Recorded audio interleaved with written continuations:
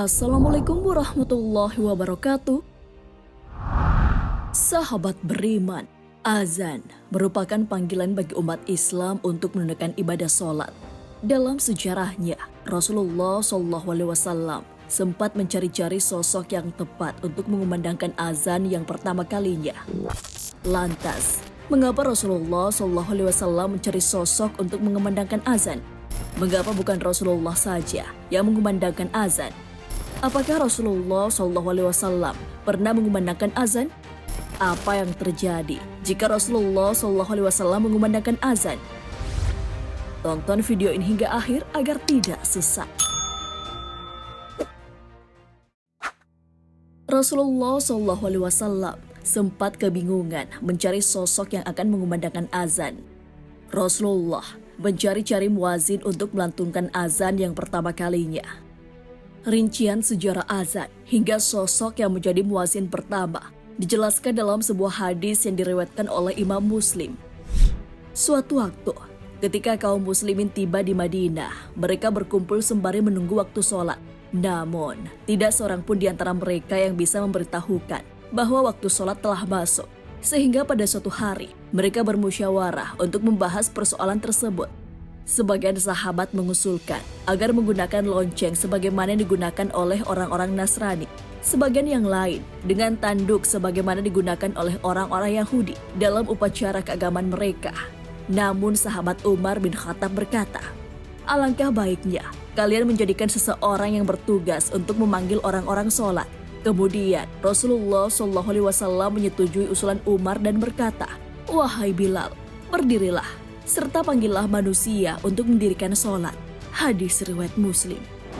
Bilal bin Rabah al-Habashi adalah sosok sahabat yang turut bersama Rasulullah SAW melakukan hijrah ke Madinah. Ketika Masjid Nabawi selesai dibangun, Rasulullah SAW mensyariatkan azan. Rasulullah kemudian menunjuk Bilal untuk memandangkan azan. Alasannya, karena Bilal memiliki suara yang merdu. Lalu Bilal mengumandangkan azan dan menjadi muazin pertama dalam sejarah Islam. Dalam beberapa riwayat dijelaskan bahwa azan pertama kali dilafalkan pada tahun pertama Hijriyah. Sejak saat itu, azan berfungsi sebagai penanda masuknya waktu sholat bagi kaum muslimin. Biasanya setelah mengumandangkan azan, Bilal berdiri di depan pintu rumah Rasulullah SAW seraya berseru, "Hayya ala sholati, hayya ala sholati." Lalu ketika Rasulullah SAW keluar dari rumah dan Bilal melihat Rasulullah, Bilal segera melantunkan iqamat.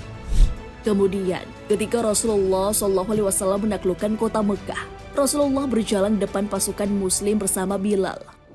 Saat masuk ke Ka'bah, Rasulullah hanya ditemani oleh 3 orang sahabat, yaitu Utsman bin Talhah, Usamah bin Zaid, dan Bilal bin Rabah.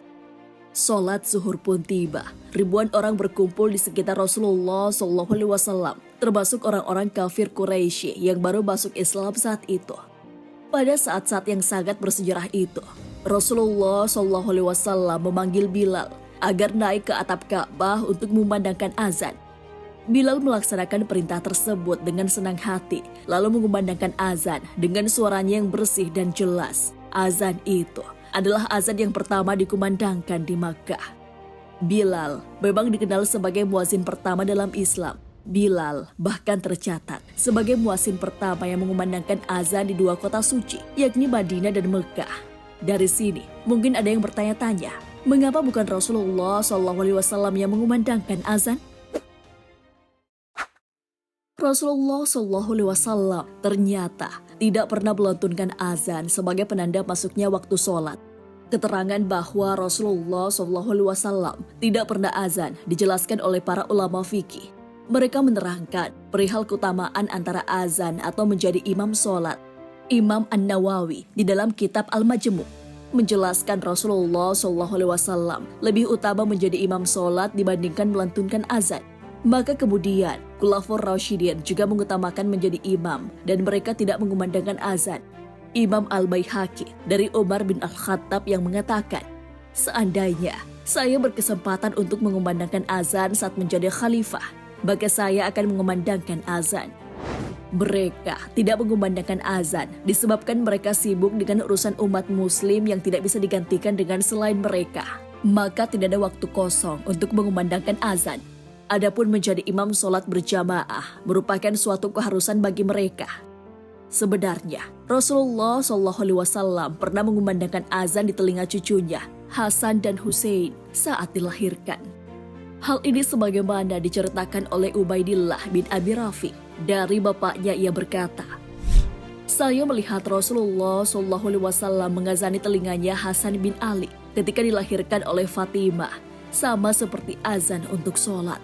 Hadis riwayat At-Tirmidzi.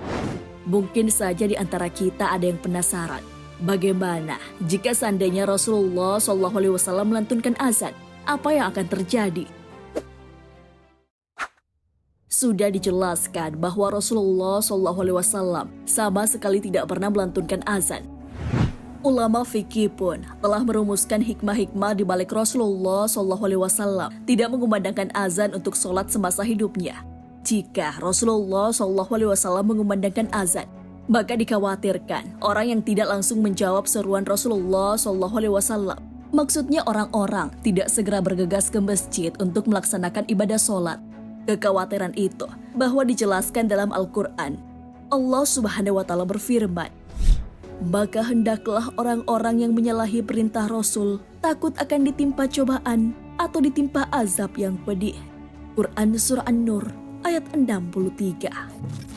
Di dalam kitab Mawahibul Jalil mengatakan bahwa Rasulullah SAW tidak melantunkan azan saat masuknya waktu sholat. Karena jika Rasulullah SAW mengatakan, "Hayya 'alas sholah," dan umat Islam tidak segera melaksanakan, maka mereka pun akan disiksa. Alasan kedua, Rasulullah SAW tidak melantunkan azan karena beliau adalah Rasul. Maka tidak boleh bersaksi atas dirinya sendiri, yakni mengucapkan asyhadu anna Muhammadar Rasulullah sebagai salah satu lafaz dalam azan.